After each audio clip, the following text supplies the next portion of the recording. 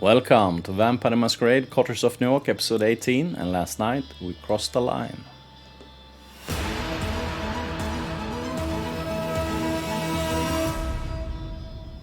Welcome, I'm King Priam by night. We're playing Thane, the Toreador. Last night Sophie bade us contact the Anarchs. Why? Let's see why. The noise hurts your ears. This venue isn't suitable for this kind of music, and none of the instruments sounds the way they should. The cacophony sets you on edge. A group of a few dozen patrons, tightly packed together, and the smell of their sweat and young, excited blood overwhelms you momentarily. It's with some difficulty that you turn to the task at hand. You heard your share about the Anarchs and how they fit into kindred politics, but you only have your short encounter in Corona Park on which to base your actual opinion on the faction. That might have been just a horrible first impression, but you kept your guard up just in case. Mingle with the crowd. Ask Mia at the bar. Auspex tried to locate me in the crowd. In this sound, volume, noise, not a good thing. So let's see if we can mingle and find out something about the place. You take a walk around the club. There are a few side rooms and a spacious bar area.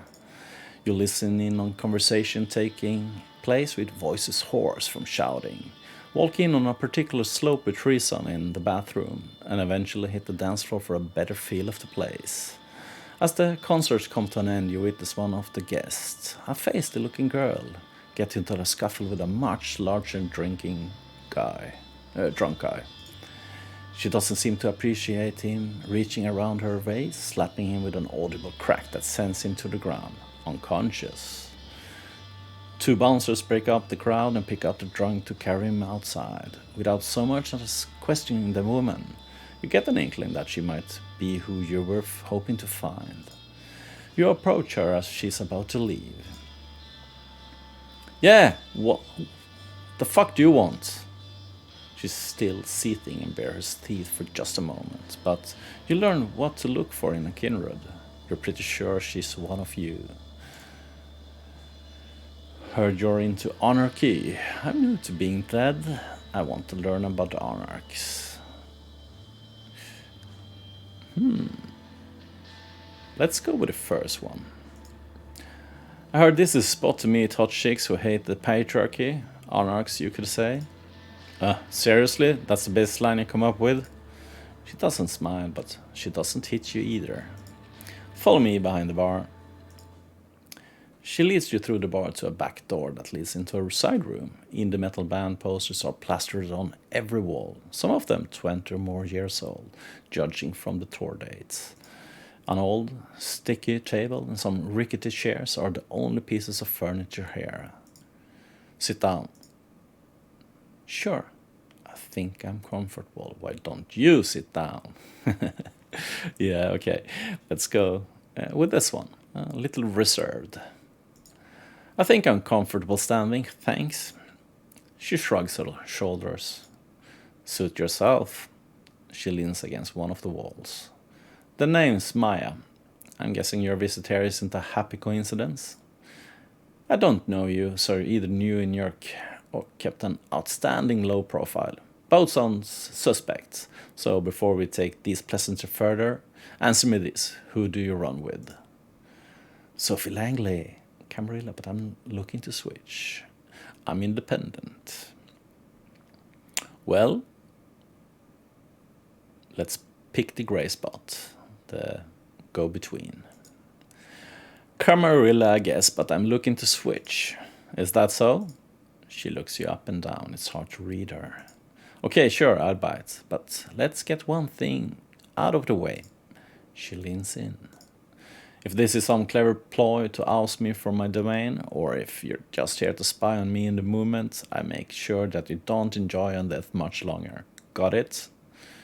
You can tell it's a purely rhetorical question.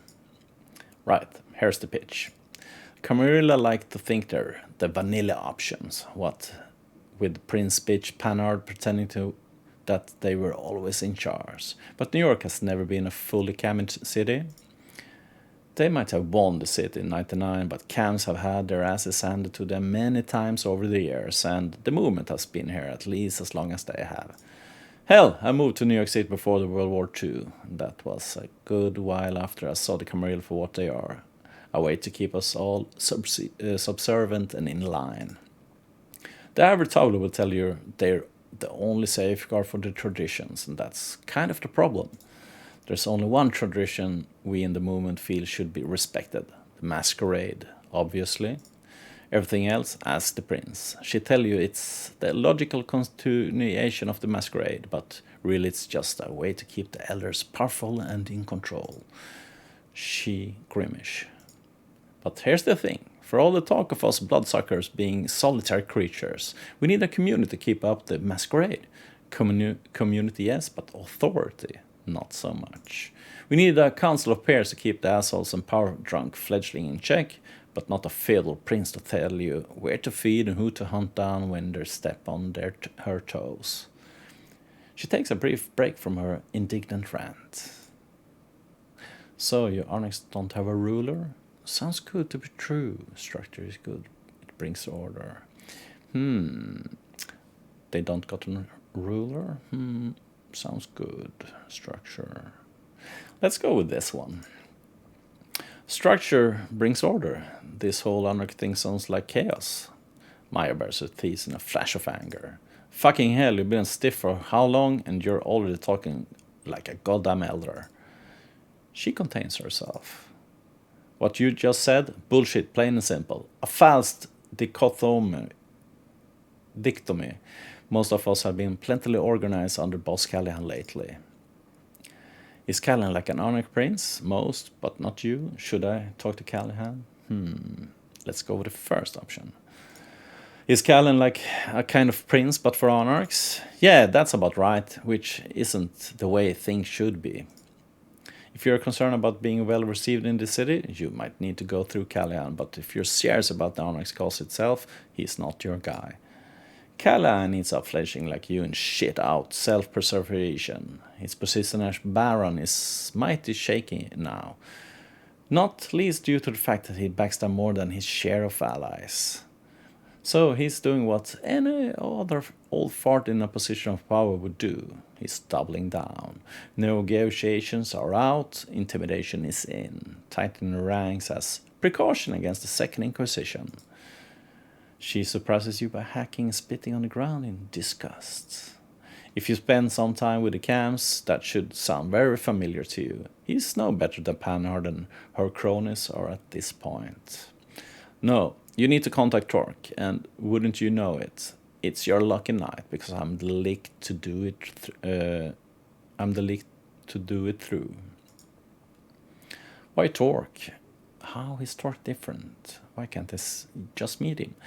How is Torque different? Sounds like a good option. How is he different from Callahan? Motherfucker, you're really asking for it. Her anger flares up again. I'll pretend that it's just a naive question and not a half-assed jab. Torque is a leader, a local baron who's overseeing a small domain, but doing a very good job at it. Callahan knows this, so he's giving him shit. Torque is taking like a champ. He's smart like that. For one of us rebels, he's got the patience of a saint. Make you think back to how things used to be way back when, if stories are to believe. Anyway. You want to meet him? I'm gonna require a show of goodwill first. What do you have in mind? Or I can just ask elsewhere. No way. What do you have in mind? That's fair. What do you have in mind? She flashes you a mischievous half smile. I appreciate your readiness, but I don't have the detail just now. Ask for me at the bar when you're able. I'll leave something for you and we'll take it from there. Now come on, I gotta go. She walks you out of the bar and you go your separate ways. Seems like there's nothing more to do than return here later and see if Maya really can help you contact Torque. So, learn more about Faith and Myth, Part 2. Benoit Segala wants to meet you again at the cathedral. You wonder whether that mysterious piece will be there. A Noise Reporter, Part 3. Frank Doherty, a shining example of journalistic excellence, is trying to get in touch with you. This can't mean anything good.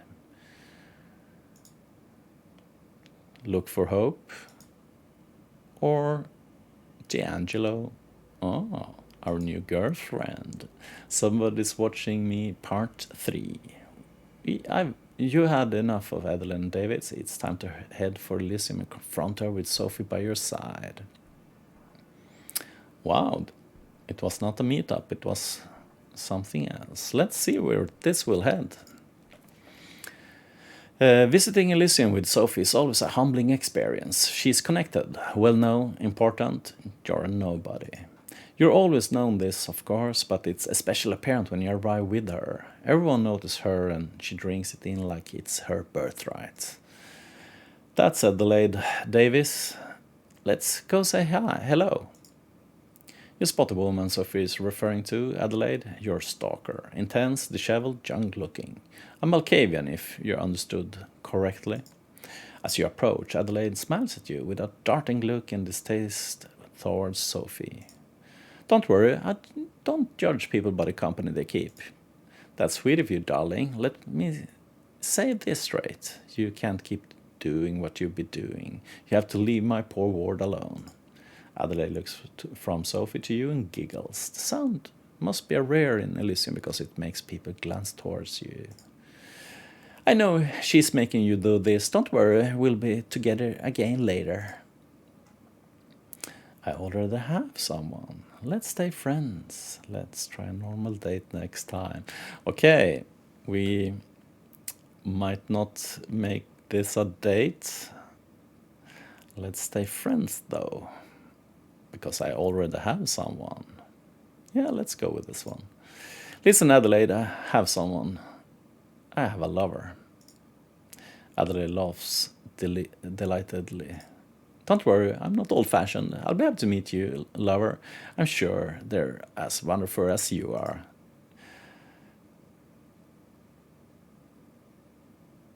I'm sorry I lied, there's no lover. I'm too old-fashioned for that threesome. My lover is very jealous. Well, let's go with this one. My lover is very jealous. Oh, I know, I can be discreet. I can. Wait, we're immortals. The year passed with the feeling we have for each other are precocious. You should know that I'd always be there, somewhere, invisible in the night. Sophie chuckles as Adele walks away. I suppose that went as well as it could be expected. It seems you have a guardian angel. Have fun. As Sophie steps away to chat with her friends, you feel lonely, surrounded by kindred. You're not sure anyone can really help you navigate this bizarre social environment. Well, that went weird. Okay. It's rest time, I think, yeah. So, another night, another venue.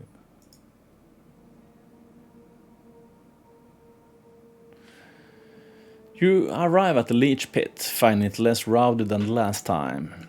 The bar is still packed, but the dance floor is empty tonight. Instead, the old crackling speaker are playing music that would probably sound like noise even on high-end hardware. Mia is nowhere to be seen, but you remember she requested that you ask for her at the bar. You approach the bar as the bartender finishes pouring a beer for an older guy in a faded, fraying Iron Maiden t-shirt. She turns to you. How can I get you? What can I get you? Is Mia around? I was told to ask you about Mia. Did anyone leave a message for me? Okay.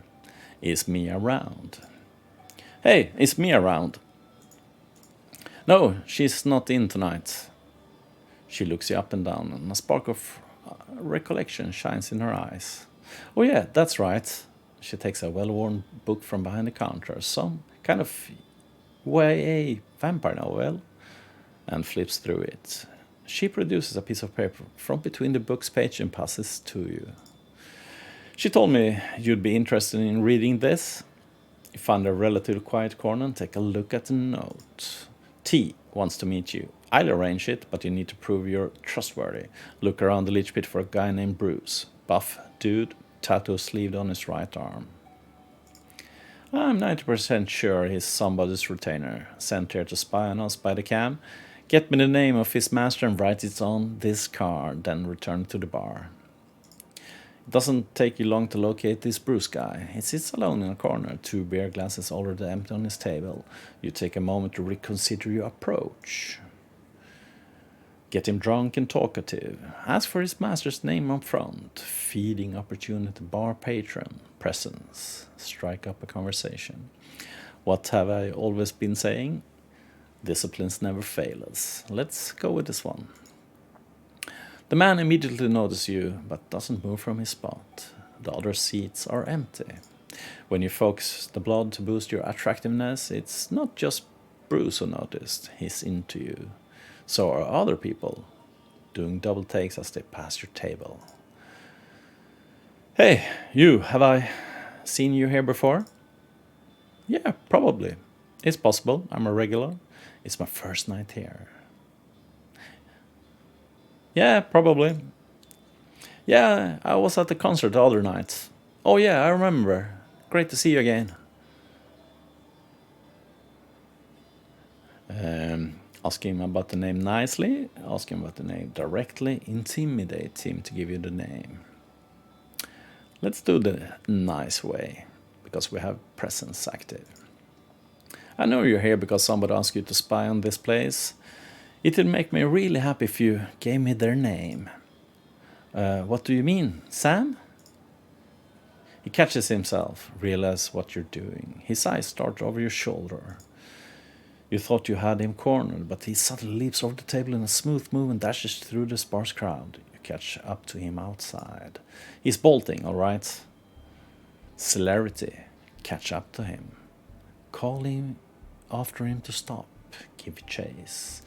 Well, let's make this hunt a short-lived one. Throwing caution to the wind, you focus your blood and give chase after Bruce. He might be faster than a human, but his abilities are a fraction of yours. He dashes into a nearby alley, and you follow suit. Before he can jump the fence, you tackle him to the ground. A short brawl later, you're standing a few meters apart, Bruce eyeing you with hatred. Tell him his cover is blown. Intimidate him with violence. Well, all options barred. Here's the deal. You tell me your master's name and you save yourself a word of hurt. Unless you want to exit this alley on a stretcher, you better. Whack. Bruce doesn't wait for you to finish talking. He jumps at you, kicking and punching with a dizzying speed. He takes you by surprise and he puts you on the defensive. Just as you're about to retaliate, he breaks away. Jumping the fence at the end of the alley is gone into parts of the city unknown. Time to leave something for me. You borrow a Priam from the bar and flips me a note to the other side. Sam, that's all you got. It's not much. Could be the full name or fragment, male or female. Well, it's something at least. You could pull a name out of your ass and let me figure it out. Leave no name, leave the note on the name fragment. Samuel, Samantha, Samira. Leave a note on the name fragment. Well, why lie? That's what we got. Me ask you for a name, but all you have is a fragment. It'll have to do. You jot down a note. Bruce referred to his master as Sam. You pass the piece of paper to the bartender. She sticks it back in the same book. Hold on a second. She wanted me to pass something on to you. She produces a cell phone from behind the counter. It's ancient, at least 15 years out of date. Alright, and this. An old charger for the piece of junk in your hand. They really did think of everything. She said she'll be in touch. It takes you a moment to remind yourself how to operate this thing. You find that its phone book is blank. There's no Wi-Fi connection and no saved messages. It's got a version of Snake though. The bartender is already over the other end of her domain, taking orders from patrons. With your honor contact nowhere in sight, you decide to move on for the night. And I think we will move on too. Thank you for watching, and if you liked what you saw, trigger like below and follow for more content like this, and see you next time.